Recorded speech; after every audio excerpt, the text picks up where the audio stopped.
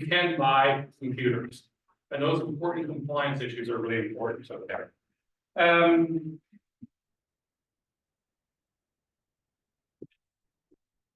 The last point I want to make is about your career and where you are. So in your application, you need to demonstrate that you're at a point in your career where you can in fact take on and manage this research.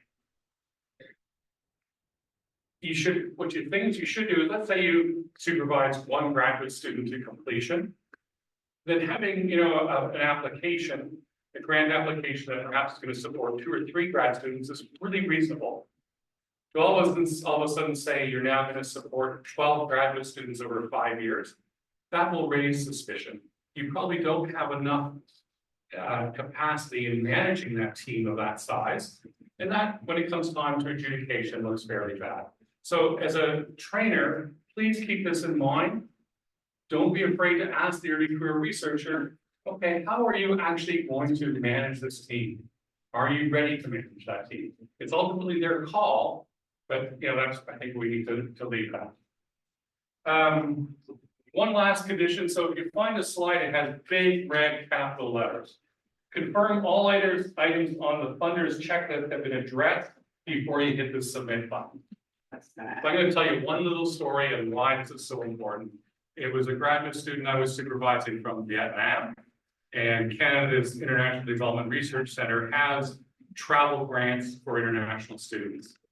And Trump had applied, and you need to have a covering letter from whoever is hosting you in that particular country and what they're going to do and how you're going to be the host. So IDRC wants to make sure that you have an agency that is supportive of your research, their mandate is within your research area, and also for your personal safety. And so Trump had worked back and forth with this one agency in Vietnam, and there was 2 or 3 drafts of the letter, and the application was quite clear. The letter had to contain these items, and it had to be on the agency's letterhead. And of course, the first few drafts were just in a document. And when he put the application together and hit the submit button, he made a mistake, and he submitted the application that was the penultimate draft and not on letterhead. His application didn't even get considered. The agency went through it and said, "Oh, supporting letter on the letterhead of the agency that's going to support him in Vietnam. We don't have that." So he had to wait to the next cycle. And it's so easy to miss up on those things. So please keep that in mind. I can't emphasize it enough in terms of going forward. Okay, so the next thing we're not going to do, I think we're going to be out of time. Is that right, JB?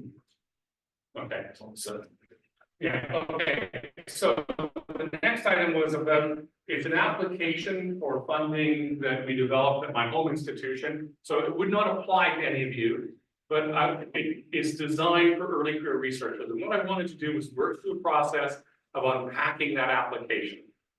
So I'll ask the trainers, if you have a chance to look at that, perhaps we could huddle at some point between now and Friday and just talk about unpacking it. The point I really want to make is you need to understand what the agency is looking for. In this case, it was my faculty. The dean's office was looking for it.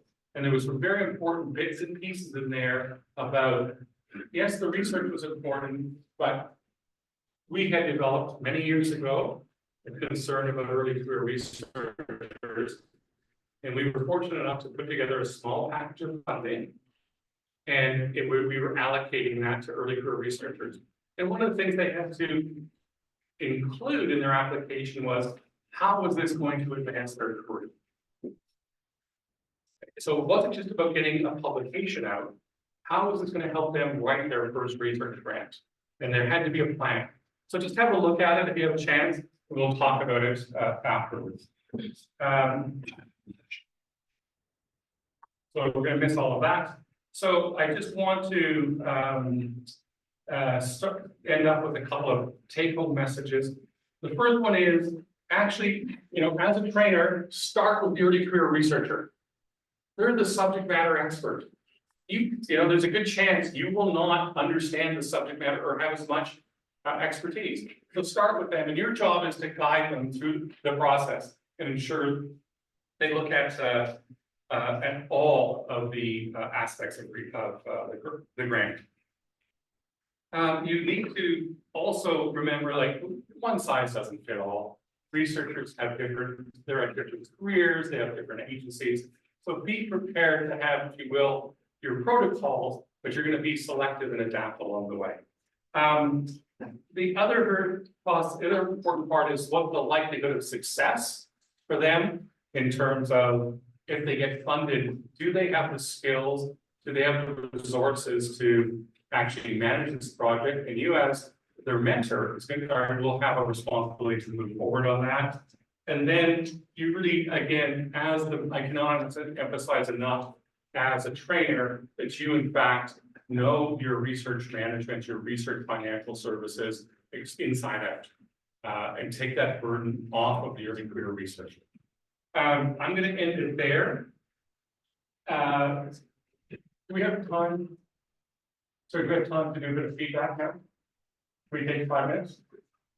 So if we take 5 minutes now, apologies for not being as fluid as it might have been without the slide kit.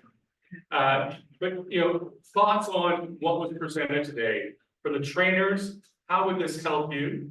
What was worthwhile? What was missed?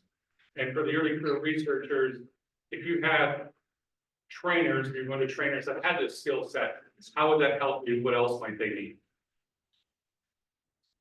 Thoughts? Feedback?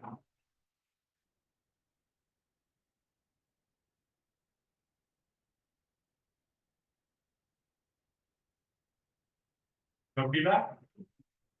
Oh, sorry. I'm sorry, I didn't see it before. Thank you very much. And actually, I appreciate the presentation.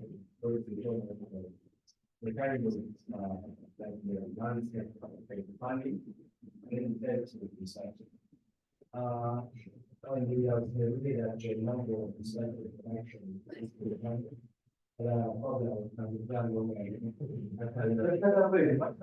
Today, I'm members of the